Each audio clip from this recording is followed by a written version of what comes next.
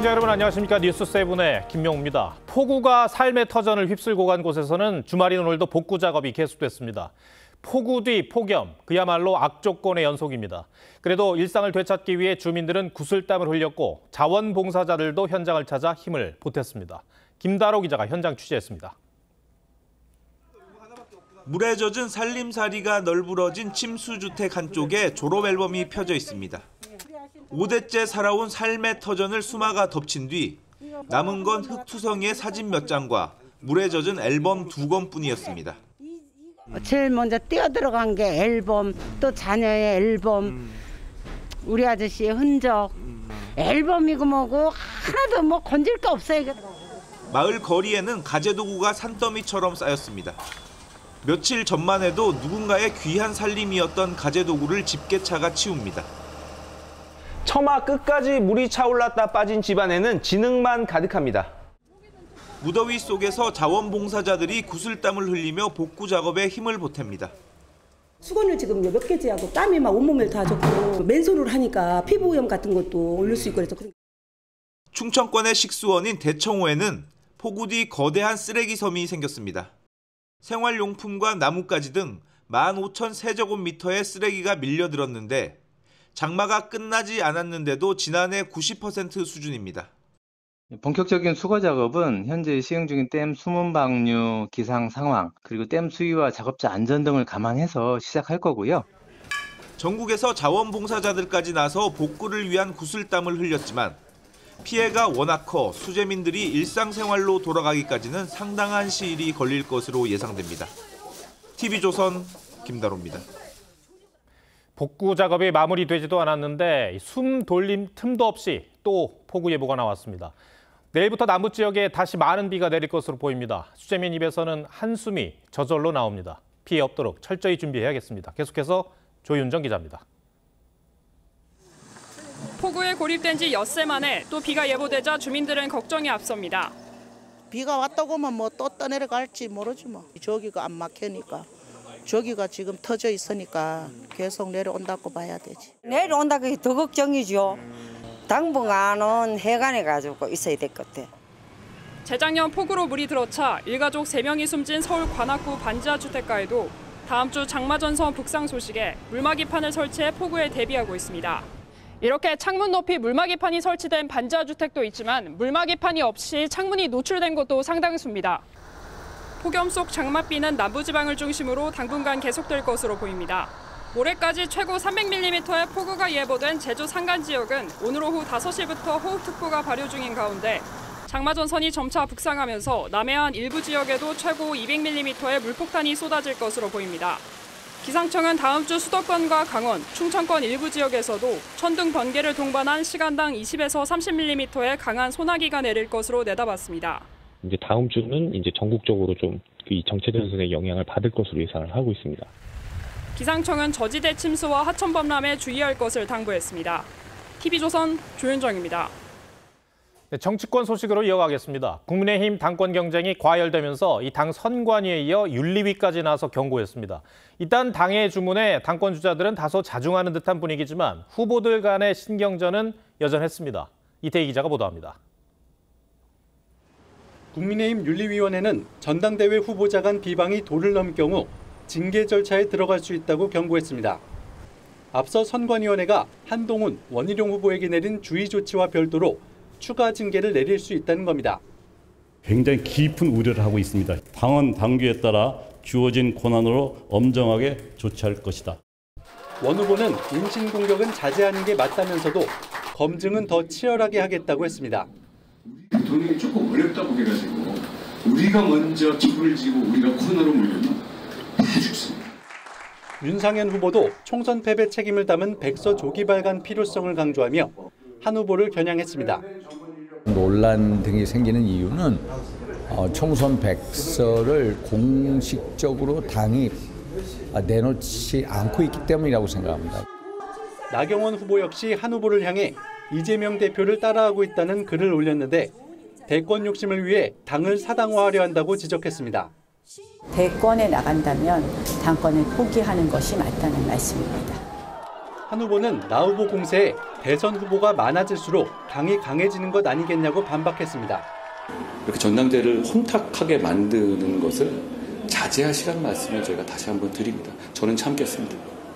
나경원, 원희룡 후보 간 연대 가능성도 거론되는 가운데 두 후보 모두 상대 후보가 자신을 돕게 될 것이라고 자신했습니다. TV조선 이태희입니다.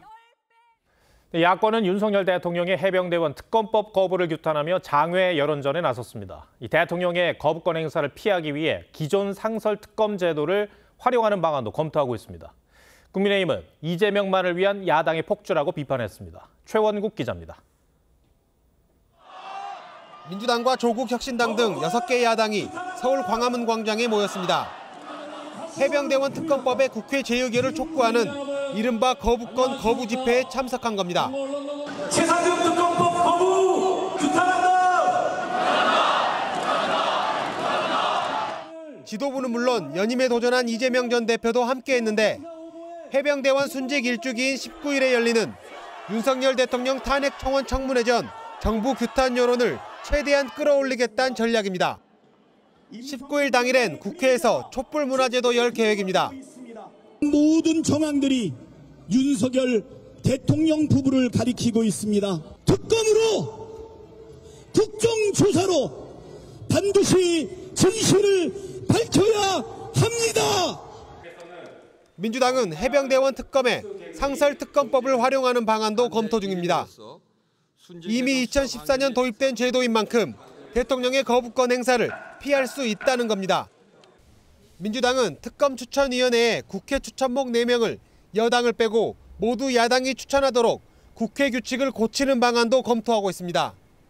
국회 규칙은 운영위에서 바꾸고 마침 운영위원장은 더불어민주당이다. 국민의힘은 추천권의 여야 균형을 둔 입법 취지를 부정하려 한다고 비판했습니다. 이재명 집권만을 위해 헌법도 법률도 국회 규칙도 모두 입법 독재로 무력화시키겠다는 뜻입니다. 야권의 장외 집회 참석에 대해서도 내가 원하는 답이 아니면 모두 오답이라는 생떼라고 주장했습니다. TV조선 최원국입니다. 지난 21대 국회 때 민주당이 탄핵 소추했던 손준성, 이정섭 검사에 대한 탄핵 심판이 헌법재판소에서 진행 중인데 정청래 법사위원장이 국회 측 변호사 가운데 여당이 추천했던 변호인을 일방적으로 해임했습니다. 탄핵 심판에 소극적이라는 게 이유였습니다. 장세희 기자가 보도합니다. 더불어민주당 소속 정청래 법제사법위원장이 손준성, 이정섭 검사의 탄핵 심판에서 여당 몫으로 추천된 국회 측 법률 대리인을 해임했습니다. 탄핵 소추안이 본회의에서 의결되면 법사위원장이 검사 역할을 하는 탄핵 소추위원을 맡습니다. 지난해 12월 두 검사의 탄핵 소추안이 국회를 통과했을 당시 국민의힘 김도읍 법사위원장은 여당이 추천한 김용관 변호사와 야당이 추천한 김유정 변호사를 법률 대리인단으로 선정했었습니다. 그런데 이번에 김용관 변호사가 해임되면서 야당목 김유정 변호사만 남게 된 겁니다. 민주당 법사위 한 의원은 법률 대리인의 소극적 태도가 영향을 미쳤다고 했습니다. 국민의힘은 독불장군식 포갑이라며 강하게 비판했습니다. 검사 탄핵 심판 법률 대리인에 대한 정청래 법사위원장의 일방적 해임 통보를 즉시 무효하고 원상 복구해 주기 바랍니다. 이에 대해 정청래 위원장은 1년 전 과방위원장이었던 국민의힘 장제원 의원이 방송법 개정안 권한쟁의 심판과 관련해 자신이 선임했던 법률 대리인을 해임했던 선례를 들며 이에는 이, 눈에는 눈이라고 했습니다. 당시 정 의원은 상임위원장의 적법한 변호사 선임 권한을 침해했다고 반발했었습니다. TV조선 장세희입니다.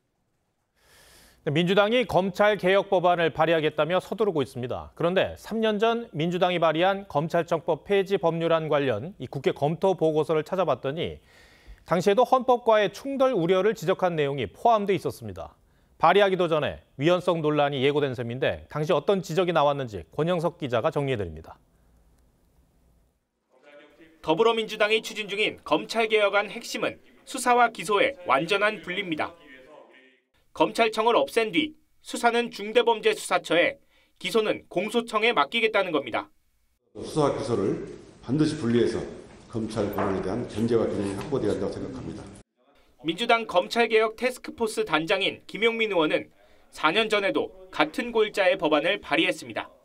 공소청법 제정안, 검찰청법 폐지 법률안 발의를 하고자 합니다. 수사권 기소권 완전 분리를 제도화하겠습니다. 당시 국회 전문위원을 통해 이 법률안에 대한 검토 보고도 받았는데 당시 보고서엔 공소청 신설과 검찰청 폐지 법안이 헌법과 부합하지 않을 소지가 있다는 지적이 담겼습니다. 검찰청이 공소청으로 바뀌면 검사의 영장 청구권을 인정한 헌법 12조와 16조, 검찰 조직의 수장으로서 검찰총장 명칭을 사용한 헌법 89조와 어긋날 소지가 있다는 겁니다. 민주당이 4년 만에 검찰 폐지 법안을 꺼내들면서 위헌 논쟁도 재점화될 것으로 보입니다. TV조선 권영석입니다. 대선 개입 여론 조작 의혹을 수사하고 있는 검찰이 지난 대선을 앞두고 신학림 전 언론노조위원장이 김만배 씨와의 인터뷰 보도를 종용하는 정황이 담긴 문자를 확보한 것으로 파악됐습니다. 인터뷰를 처음 보도한 온라인 매체 대표와 기자에게 문자를 보낸 건데 한지연 기자가 공소장에 담긴 내용을 전해드립니다. 검찰은 온라인 매체 뉴스타파가 대장동 개발업자 김만배 씨 인터뷰를 보도하기 하루 전인 2022년 3월 5일 신학림 전 언론노조 위원장이 뉴스타파 소속 기자에게 텔레그램 메시지를 보낸 것으로 파악했습니다. 어떤 형태로든지 김만배 인터뷰 녹음 파일을 보도했으면 한다며 보도되지 못한다면 나는 뉴스타파 구성원으로서 어떤 형태로든 책임을 지겠다는 취지의 내용이라는 게 검찰 조사 내용입니다. 검찰은 같은 해 2월 하순 무렵 뉴스타파 대표에게도 인터뷰 녹음 파일을 보도해야 한다고 한 것으로 보고 있습니다. 검찰은 신 전 위원장이 김만배 씨와의 인터뷰 직후인 2021년 12월 7일 민주당 의원을 통해 이재명 당시 대선 후보에 대한 지지 의사를 표현한 것도 정황 증거로 판단했습니다. 당시 민주당 소속 의원에게 대선 승리에 어려움이 있다면 언제든지 전화 등 연락을 달라는 문자를 보냈다는 겁니다.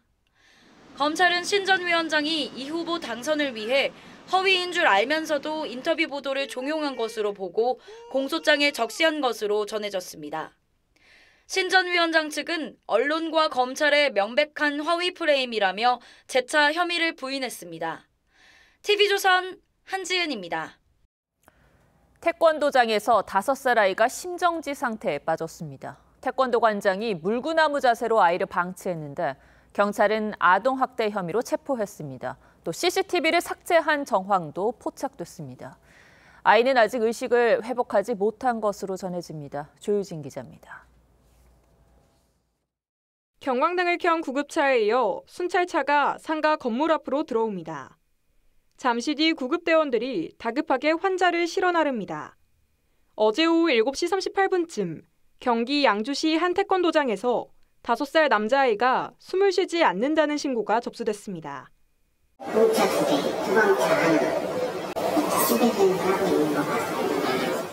경찰 조사 결과 피해 아동은 심정지 전 말아서 세워둔 매트 속에 물구나무 자세로 10여 분간 방치됐던 것으로 조사됐습니다. 태권도장 관장은 피해 아동이 숨을 쉬지 않자 아래층에 있는 이비인후과에 데려간 것으로 파악됐습니다. 아니 원장님은 진료받고 계시고요. 병원으로 옮겨진 피해 아동은 의식을 되찾지 못하고 있습니다. 아동학대 중상해 혐의로 경찰에 긴급 체포된 태권도장 관장은 장난으로 그랬다며 혐의를 부인한 것으로 전해졌습니다. 경찰은 피의자로 지목된 관장이 태권도장 내부 CCTV를 삭제한 정황도 포착했습니다. CCTV 이제 삭제 정황도 일부 있고 그래서 저희들이 이제 아동학대 혐의도 일부 판단되고 해서 경찰은 태권도장 수강생을 상대로 추가 피해 여부도 조사 중입니다. TV조선 조유진입니다. 오늘 새벽 한 교차로에서 좌회전하던 대형 트럭과 직진하던 오토바이가 충돌하는 사고가 발생했습니다. 오토바이 운전자는 숨졌습니다. 사건 사고 소식 고승현 기자입니다. 대형 트럭 바퀴에 불이 붙기 시작하고 몇 분 뒤 출동한 소방대원이 호스로 물을 뿌리며 불길을 잡습니다. 오늘 새벽 3시 30분쯤 인천 서구의 한 교차로에서 대형 트럭과 오토바이가 충돌해 불까지 났습니다. 교통사고 난 다음에 유류 탱크 부분이 파손돼서 이제 화재가 발생했다고. 이 사고로 20대 남성 오토바이 운전자가 숨졌습니다. 교차로에서 직진하던 오토바이가 맞은편에서 좌회전하던 화물차를 들이박은 것으로 전해졌는데 경찰은 신호 위반 여부 등 사고 경위를 조사 중입니다. 어제 오후 8시쯤 충북 청주시에서는 20대 남성 운전자가 몰던 승용차가 상가로 돌진했습니다. 이 사고로 매장에서 일하던 50대 여성 직원이 숨졌고 길을 가던 10대 남성과 운전자가 다쳤습니다. 사고를 낸 운전자는 경찰 조사에서 무단 횡단하는 보행자를 피하려다 상가로 돌진했다고 진술했습니다. 경찰은 차량 블랙박스와 인근 CCTV를 토대로 사고 원인을 조사 중입니다. 오늘 새벽 1시 부산 해운대시장 인근에서 승용차 한 대가 가로등을 들이받고 전복됐습니다. 사고 후 운전자는 택시를 타고 도주했습니다. 차적지하고 주소지 검문하고 했는데 차적 소유자 대상으로 일단 조사를 할 예정입니다. 경찰은 운전자의 음주 여부 등을 조사 중입니다. TV조선 고승현입니다.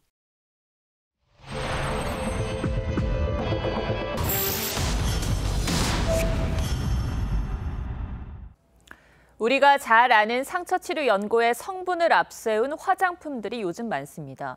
상처를 낫게 하는 성분인 만큼 피부 재생에 효과가 있다고 광고를 합니다. 그런데 연고 가격은 저렴한 반면 그 성분으로 만든 화장품은 비싸다 보니 연고를 알로에 등과 섞어서 만들어 쓰는 방법을 소개하고 또 따라하는 경우가 늘고 있습니다. 그래도 괜찮은 건지 소비자 탐사대 윤재민 기자가 취재했습니다. 30대 여성이 알로에 젤에 상처 치료 효능이 있다는 연고를 섞습니다. 겔로 하거나 분말로 해도 된다고 그랬거든요. 특정 연고를 섞어 사용하면 피부 재생에 효과가 있다는 SNS 글을 보고 맞춤형 크림을 만드는 겁니다. 지난해부터 인기를 끌기 시작했는데 유튜버들은 물론 의사나 약사들까지 홍보에 나섰습니다. 얼마나 하얘지는지 깜짝 놀랐습니다. 바른 부위에 콜라겐 합성이 증가하면서 피부가 좋아진다는 거죠. 입소문을 타면서 해당 약품은 인기입니다. 도면상은 통일도 타야겠는데 이 들어가면 찾는 분은 많은데 못 구하겠죠. 일부 소비자들은 시중에서 팔리는 고가 화장품에 비해 가격 대비 효능이 좋다는 반응을 보였습니다. 저는 매일매일 써요. 근데 지금 한 3개월 정도 썼거든요. 약이라서. 왜냐면 세살이 돋게 하잖아요. 하지만 발진이나 여드름 등 부작용을 호소하는 경우도 있습니다. 자주 해주면 좁쌀이 올라왔다 그래야 되나? 큰 화농성 여드름이 아니라 조그맣게 올라오는 게 있거든요. 전문가들은 안전성 문제를 제기합니다. 이 연고냐 화장품이냐 피부 흡수도나 자극도에 대해서 첨가제의 성분 구성이 다르기 때문에 의약품 같은 경우에는 거기에 맞춰서 사용. 식약처 역시 약품을 미용 목적으로 사용해서는 안 되고 이를 광고하거나 홍보해서도 안 된다고 경고했습니다. 제약사들은 상처 치료 연고에 들어가는 성분을 바탕으로 화장품 시장에도 진출했습니다. 하지만 제약사들 역시 두 제품은 주요 성분의 농도와 첨가제가 다르기 때문에 직접 재생 크림을 만드는 건 권장하지 않는다고 밝혔습니다. 소비자 탐사대 윤재민입니다. 윤석열 대통령이 북대서양 조약기구 나토 정상회의를 마치고 어젯밤 귀국했습니다. 앞서 나토 정상들은 북한과 러시아 간 무기 거래 우려를 표했는데 북한이 강력 반발했습니다. 나토 정상들의 성명은 불법 문서라며 오히려 나토와 미국이 세계 평화를 위협한다고 주장했습니다. 김충년 기자가 취재했습니다. 북대서양 조약기구 나토 32개 회원국 정상들은 공동 성명을 통해 북한의 무기 지원이 러시아의 침략 전쟁을 부추겨 유럽 안보를 위협한다고 우려를 표했습니다. 이에 대해 북한 외무성은 성명을 내고 북러 간 협력은 주권 국가들의 합법적 권리라고 주장했습니다. 미국의 대결 수단으로 전락한 나토야말로 세계 평화의 위협이라고 반발했습니다. 미국이 추구하는 나토의 세계화 전략이 기필코 전 세계적인 전쟁 위험을 초래할 수 있다는 데 대하여 엄중히 경고한다. 북한이 민감한 반응을 보이는 건 북한 역시 이번 나토 성명을 심각하게 받아들이고 있다는 방증이라는 게 전문가들의 분석입니다. 미국에 비해 북한 문제에 관심이 덜했던 유럽 국가들까지 북한을 실질적인 안보 위협으로 보기 시작했기 때문이란 겁니다. 나토, 한미, 한일, 그다음에 다른 정상들 간의 크고 작은 회담에서도 어떻든 비핵화 또는 북러 문제가 다 한 번씩 언급이 됩니다. 나토 정상회의 등 윤석열 대통령의 방미 일정에 함께했던 장호진 국가안보실장은 방송 인터뷰에서 나토 회원국들이 북한 문제를 그냥 내버려두면 두고두고 화근이 되겠다는 걸 분명하게 각인했다고 전했습니다. 장 실장은 또 트럼프 2기 행정부가 출범하더라도 탄탄한 한미동맹은 유지될 것이라는 게 트럼프 진영 인사들의 전언이라고 말했습니다. TV조선 김충영입니다. 북한 김정은 위원장은 값비싼 유람선을 여러 척 보유하고 있는 것으로 알려져 있습니다. 그중에서도 가장 큰 그리고 수영장도 있는 호화 유람선이 최근 원산 앞바다에서 포착됐습니다. 사실상 김 위원장이 이 모습을 공개한 것이나 마찬가지인데 국제부 신은석 기자와 따져보겠습니다. 자, 신 기자, 어떤 유람선인지가 궁금한데요. 그렇게 호화스럽습니까? 네, 그렇습니다. 김정은 전용 호화 유람선은 4척 있다고 파악되고 있습니다. 이번에 포착된 유람선은 80m짜리입니다. 폭은 15m이고 워터슬라이드 50m 길이의 수영장도 있습니다. 김정은의 가족과 김정은이 초대한 외빈 접대용입니다. 보시면 주변에 호화 요트들도 많이 보이실 텐데요. 2013년 방북한 농구 선수 데니스 로드먼도 김정은과 이런 영국제 호화 요트를 탄 걸로 유명합니다. 앞서 보니까 운항 중인 이 모습이 찍혔는데 그럼 김정은 위원장도 그 배에 타고 있었던 겁니까? 이 사진이 찍힌 날짜를 보면 6월 27일과 7월 5일인데요. 그 사이에 노동당 전원회의가 열렸기 때문에 김정은이 탔을 가능성은 낮다고 보입니다. 전문가들은 리설주, 김주애 등 가족이 타고 있거나 김정은 휴가 전 시범 운항 중일 것으로 보고 있습니다. 자, 그런데 대북 제재로 사실 사치품은 살 수가 없는 상황인데 이런 호화 유람선이 어떻게 북한에 들어오게 된 겁니까? 그렇습니다. 유람선 자체는 그런데 90년대에 들어온 것으로 추정되고 있어서 사실 대북 제재 이전입니다. 예. 하지만 30년 넘게 처음 배를 그대로 타고 있을 수는 없겠죠. 부품은 계속 바꿔주고 있다는 건데 대북 제재 위반입니다. 유람선을 유지 관리하기 위해서는 부품을 주기적으로 수입을 해서 교체해줘야 되는데요. 전부 외국에서 수입해야 됩니다. 수입이 금지된 품목이고요. 네, 계속 부품을 들여온다는 건 대북 제재를 무력화하고 있다는 얘기일 텐데요. 그런데 김정은이 이렇게 요트와 또 유람선에 집착하는 모습이에요. 이유가 있습니까? 예, 북한에서 요트나 유람선은 김정은 일가만 보유할 수 있습니다. 간부들이 충성한 대가로 명품 같은 사치품을 선물로 받을 수는 있지만 배는 당연히 소유를 못합니다. 그래서 김정은 일가는 고위층과 외국 손님을 접대할 때 이런 물놀이를 유독 즐긴다고 합니다. 독점성을 은연중에 과시하는 걸로 보입니다.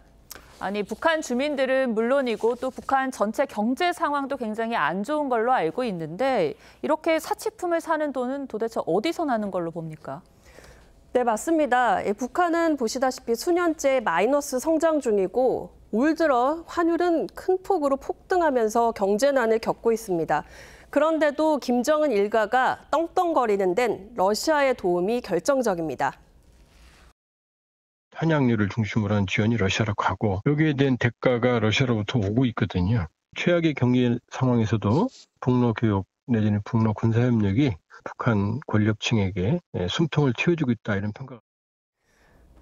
푸틴 대통령은 서방의 대북 제재에 반대한다고 대놓고 편을 들기도 했죠.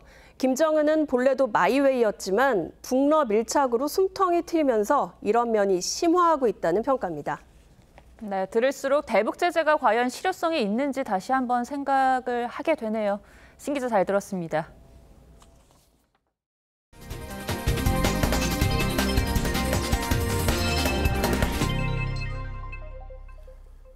네, 현대자동차 노조가 임금 협상을 6년 연속 파업 없이 마무리했습니다. 실적을 바탕으로 사측이 제시한 최고 임금 인상 카드를 받아들인 겁니다. 이번 합의를 놓고 차량 가격을 올려 소비자에게 그 부담이 전가되는 것 아니냐는 비판이 나옵니다. 박상현 기자입니다. 지난달 임금협상 단체 교섭에서 파업 카드를 꺼내들었던 현대차 노조. 43,000 조합원의 요구와 기대에 턱없이 부족합니다. 노동자 방식대로 진행하겠습니다. 사측과 12번의 교섭 끝에 어젯밤 조합원 58.9%의 찬성으로 극적 타결했습니다. 이번 임금 협상으로 현대차 노사는 6년 연속 무파업 타결을 이어가게 됐습니다. 지난 1987년 노조 창립 이후 처음입니다. 임금 인상폭도 역대 최대 수준입니다. 합의안에는 기본급 11만 2천 원 인상, 성과금 500%에 1,800만 원 추가 지급, 주식 25주를 주는 내용 등이 담겼습니다. 한 사람당 평균 5천만 원이 오르는 셈입니다. 이외에도 생산직 800명 추가 채용과 퇴직 후 계약직으로 다시 일하는 숙련 재고용 제도를 2년으로 늘리는 데도 합의했습니다. 업계에선 현대차가 지난해 역대 최대 실적을 바탕으로 파격적 임금 인상이 이뤄진 것으로 보고 있습니다.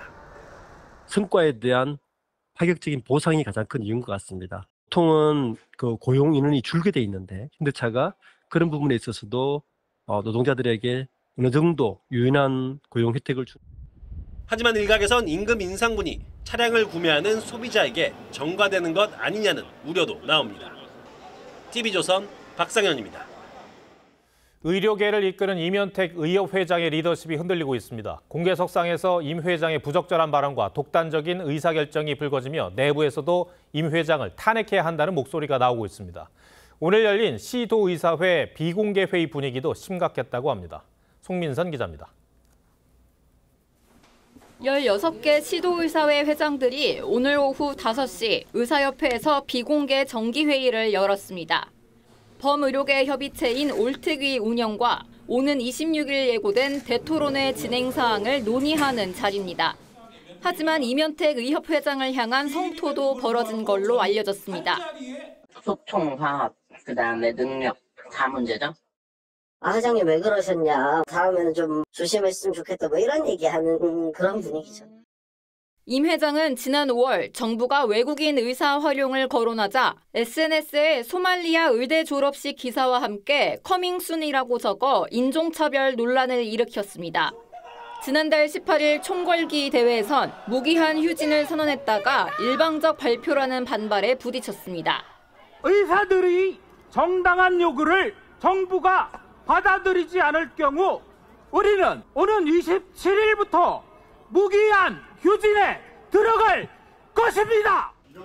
최근 국회 청문회에선 그동안의 폭언을 지적하는 발언에 표현의 자유라고 해 또다시 논란이 됐습니다. 창원지법 판사에게 이 여자 제정신입니까? 했다가 고발당하셨고요. 국민이 가진 헌법상의 표현의 자유의 영역에 생각된다고 생각합니다. 일부에선 탄핵까지도 거론되는 등 임 회장의 리더십이 시험대에 올랐습니다.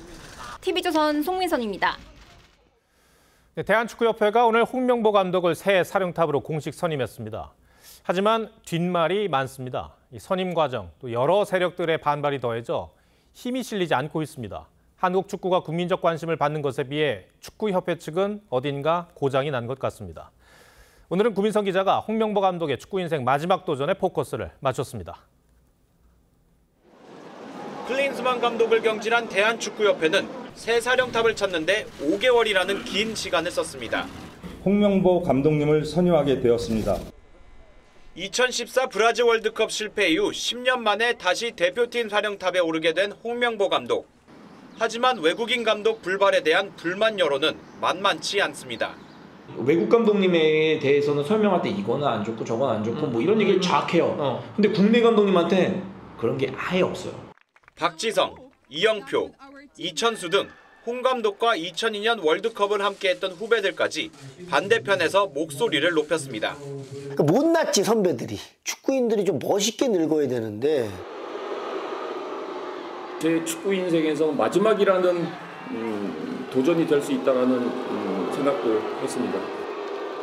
1990년 이탈리아 월드컵을 시작으로 2002 한일 월드컵까지 4번 연속 월드컵 무대를 밟았던 홍명보. 감독으로서 2012 런던 올림픽 동메달의 업적은 정말 대단했습니다. K리그 울산 감독의 성과 역시 칭송받을 만합니다. 저는 저를 버렸습니다. 대한민국 축구밖에 없습니다.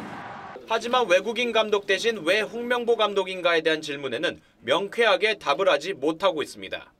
새 감독이 왔을 때의 기대감, 그 감독에 거는 사람들의 기대 심리가 상당히 큰 부분에서 시작하는 감독이 대부분인데 이런 상황에서 시작하는 감독은 솔직히 처음이어서 이게 어떤 결과를 맞을지는 솔직히. 출항을 앞둔 홍명보호. 힘을 받기는커녕 축구계 다른 세력들의 강력한 도전을 맞닥뜨렸습니다. 홍명보 감독이 세계 트렌드에 뒤처지지 않는 전술로 비판 여론을 잠재울 수 있을지. 뉴스7 포커스입니다. 인도 재벌기업 회장의 막내 아들이 초호화 결혼식을 열고 있습니다. 전 영국 총리부터 이재용 회장까지 참석 인사들 몇몇도 화려했지만 비용만 수천억 원에 이르는 것으로 알려졌습니다. 자신의 돈을 자신이 원하는 대로 쓸 수야 있지만 과시용 사치라는 비판도 나옵니다. 김창석 기자입니다. 건물 외관이 온통 꽃으로 덮였고 고급 장식품들이 곳곳에 놓여 있습니다. 신랑과 신부는 최고급 차량에서 내립니다. 아시아에서 가장 돈이 많은 무케시 안바니 인도 릴라이언스 인더스트리 회장의 막내 아들 결혼식이 열렸습니다.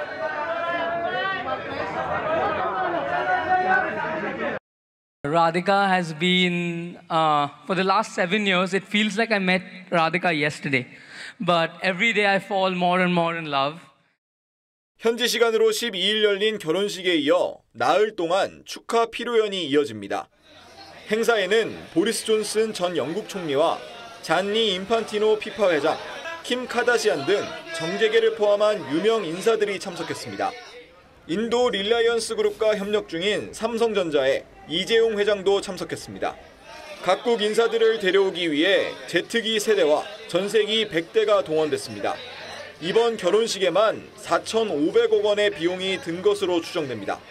초호화 결혼식을 비판하는 목소리도 많습니다.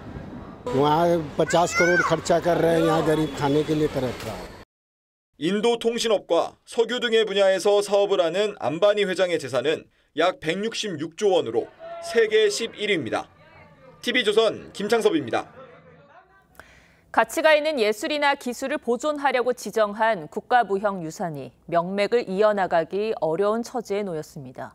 기술을 보유한 사람들은 70, 80대로 고령화됐고 전수하고 싶어도 전수할 사람이 없는 상황입니다. 이성진 기자가 취재했습니다.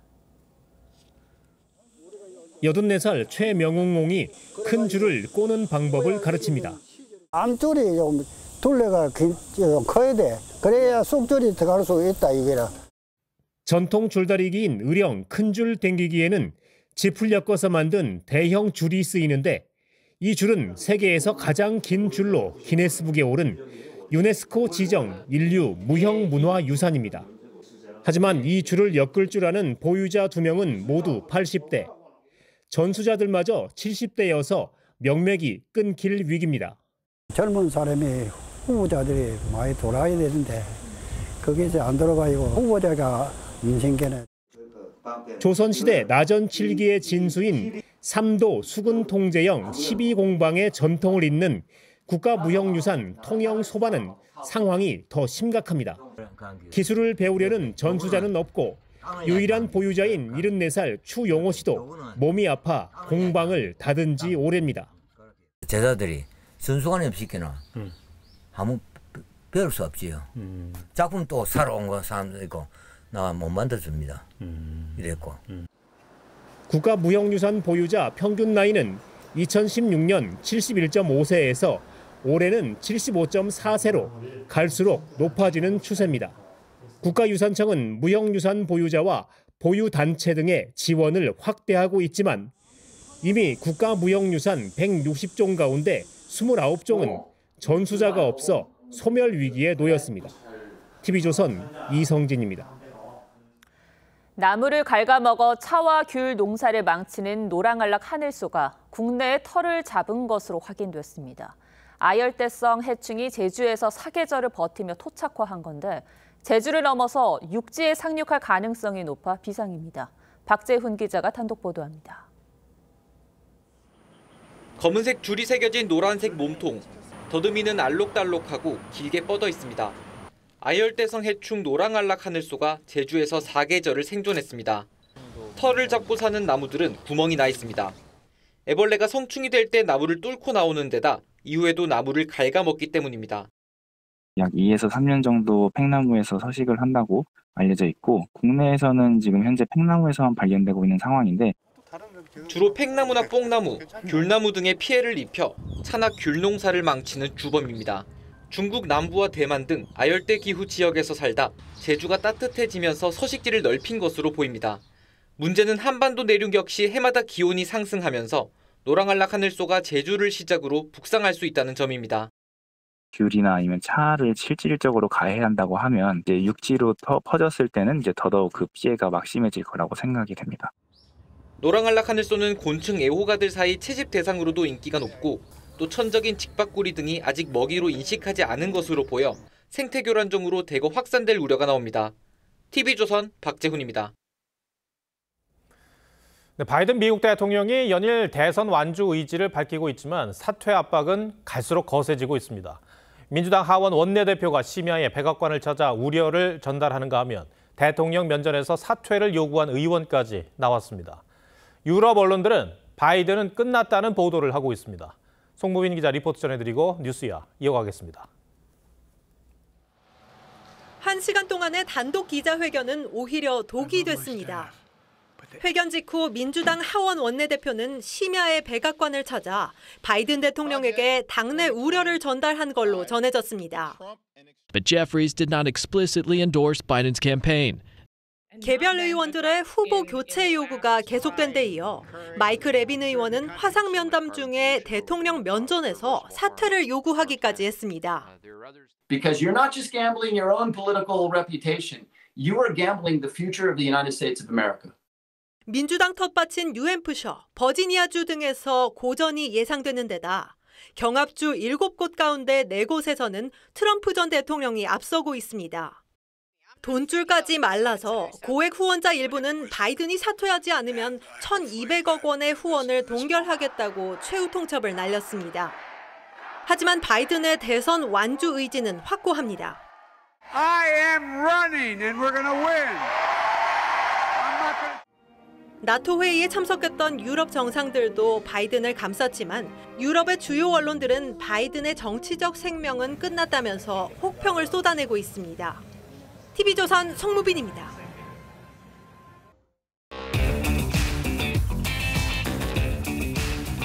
뉴스에 시작합니다. 정치부 한성원 기자 나와 있습니다. 첫 번째 물음표 볼까요?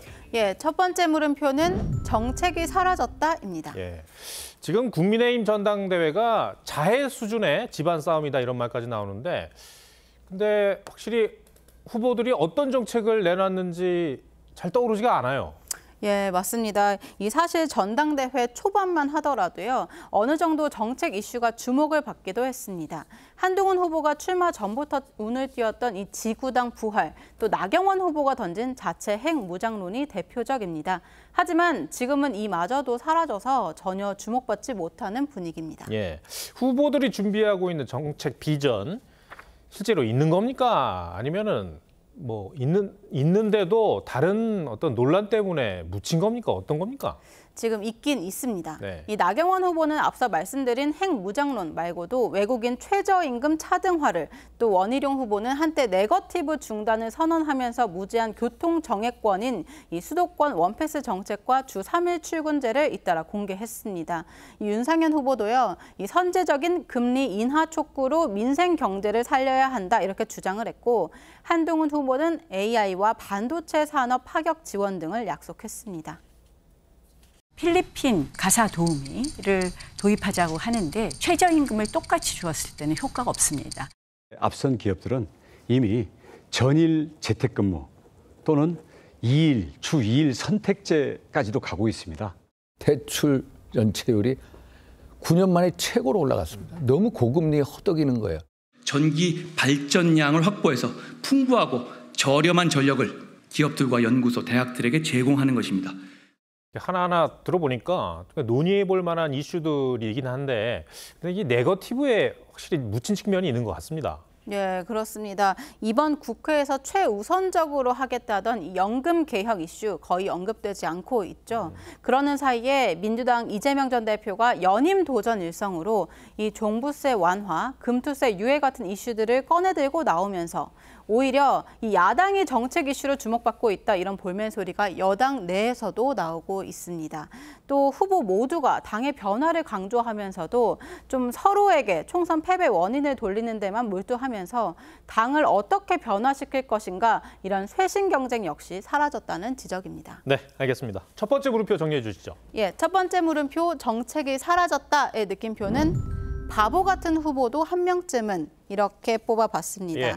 사실 정책 그리고 비전 제시 이런 거 선거 전략상으로 보면 그리 현명한 선택은 아닙니다. 이 당원들이나 유권자들이 정책 공약을 구체적으로 이해하기 어렵고 이 짧은 시간 동안 경선 보도를 해야 하는 언론 역시 이 정책과 비전 대결보다는 네거티브 공방에 집중하려는 경향이 있기 때문입니다. 거의 모든 선거에서 정책 대결 실종이 문제로 지적되는 것도 이 때문일 텐데요. 그래도 지금 좀 양극단으로만 치닫고 있는 현 정치 상황에서 바보 같은 후보, 우직한 정치인 한 명쯤은 보고 싶다는 생각하시는 분들 적지 않으실 겁니다. 네. 두 번째 물음표는 뭡니까? 예, 두 번째 물음표는 당론만 42개입니다. 국회가 개원한 지 한 달 반쯤 됐는데 민주당이 당론으로 발의한 법안만 42개나 됩니까? 네, 맞습니다. 하루에 법안 하나꼴로 당론 지정을 한 셈입니다.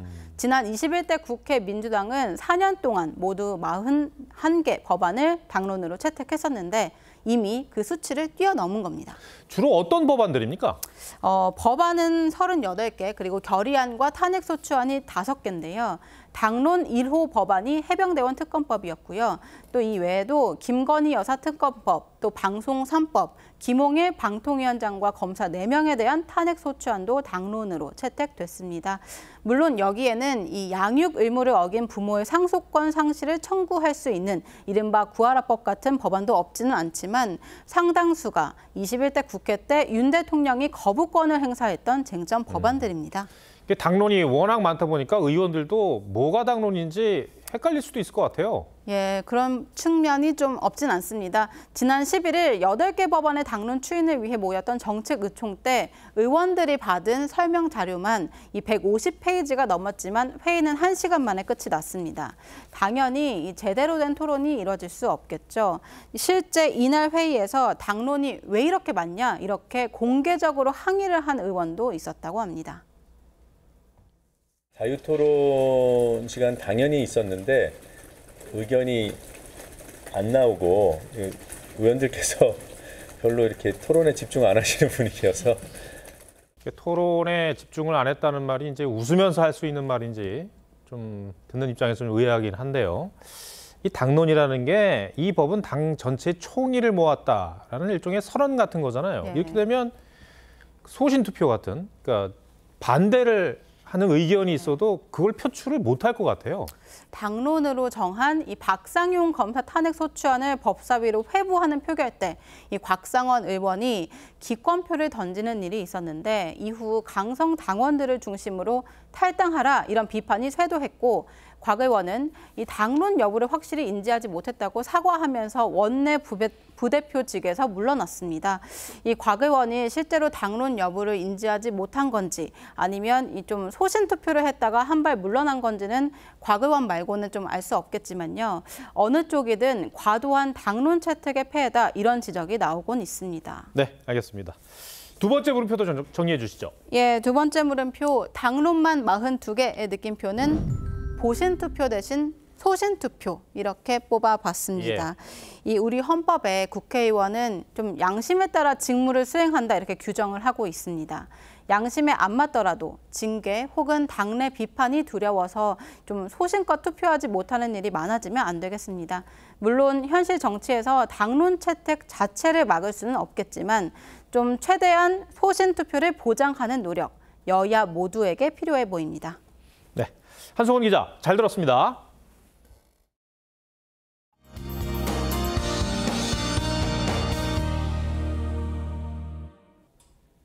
오늘 중부를 중심으로 33도 안팎의 무더위가 나타난 가운데 시원한 물놀이로 더위를 이기려는 시민들의 모습 볼 수 있었습니다. 이렇게 낮 기온이 크게 오르면서 대기가 불안정해져 소나기가 내리겠는데요. 서울을 포함한 내륙에서 오늘 밤까지 5에서 40mm의 비가 내리겠습니다. 현재 정체전선은 제주도에 위치하고 있는데요. 밤사이 점차 북상하면서 남해안으로 장맛비가 확대되겠습니다. 모레까지 예상되는 강수량은 제주도에 최대 200mm 이상, 남해안에도 최대 150mm 이상의 많은 양의 비가 내리겠습니다. 내일 중부지방 하늘은 대체로 흐리겠습니다. 제주와 남해안은 내일 아침부터 오후 사이 바람이 강하게 불겠습니다. 오늘 밤사이 수도권과 남부지방을 중심으로 열대야가 나타나겠습니다. 내일 아침 기온은 서울과 광주가 24도, 대구 22도로 시작하겠고요. 내일 낮에는 오늘보다 기온이 3도에서 5도 정도 낮아지겠습니다. 서울 31도, 대구 27도 예상됩니다. 정체전선은 점차 북상하면서 다음 주 화요일부터 전국 곳곳에 장맛비가 이어지겠습니다. 날씨였습니다. 스마트폰을 철장에 넣어놓고 일정 시간이 지난 뒤에 꺼낼 수 있는 일명 스마트폰 감옥입니다. 스마트폰과 멀어지면서 쉽고 빠른 쾌락에서 벗어나려는 도파민 단식에 나서는 겁니다. 우리는 지금 SNS와 유튜브에서 나오는 콘텐츠로 강한 자극에 익숙해져 버린 도파민 시대에 살고 있다 해도 과언이 아닙니다. 여기에 편승해서 자극적인 이야기를 조작하고 짜깁기 해 조회수 장사를 하고 남의 치부를 폭로하며 이를 빌미로 돈을 뜯어내는 지경까지 이르렀습니다. 찌양 협박 사태가 그 민낯을 드러냈죠. 이런 불법과 탈법이 난무하는데도 제재할 장치도 처벌할 규정도 너무 부실합니다. 찌양 협박을 모의한 녹취에서 고소당해봤자 끽해야 벌금 몇백 나오고 끝난다는 발언이 현실을 말해주고 있습니다.